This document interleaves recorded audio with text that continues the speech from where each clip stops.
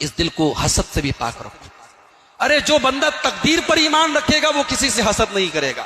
کوئی کروڑ پتی ہے اس کی تقدیر، کوئی ارب پتی ہے اس کی تقدیر، میری تقدیر میں جو ہے وہ اللہ مجھے دے رہا ہے، جس دن میری تقدیر میں اور زیادہ ہوگا اللہ مجھے دے گا۔ میرے مقدر کا رزق مجھ سے کوئی چھین نہیں سکتا، اور جو میرے مقدر میں نہیں ہے کوئی دے نہیں سکتا۔ یہ تقدیر کا عقیدہ یہ ہمارے دلوں کو سکون دیتا ہے میرے بھائی۔ اس عقیدے کا اپنے آپ کو عادی بناؤ۔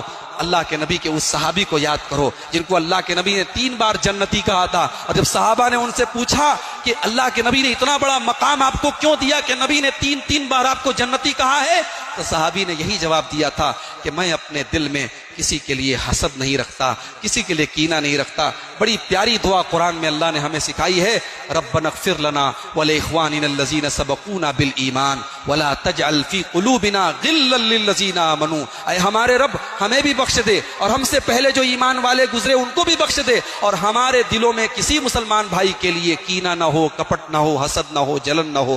تو دلوں کو حسد سے پاک کرو میرے بھائی، دلوں کو شرک سے پاک رکھو، دلوں کو بدعت و خرافات سے پاک رکھو۔ دل میں اللہ کی سچی محبت پیدا کرو، دل میں رسول کی سچی محبت پیدا کرو، دل میں نبی کے صحابہ کی سچی محبت پیدا کرو، دل میں نبی کے اہل بیت کی سچی محبت پیدا کرو، دل میں اللہ کے نیک بندوں کی سچی محبت پیدا کرو۔ اس دل کو قرآن سے سجا لو، اس دل کو اللہ کے ذکر سے سجا لو۔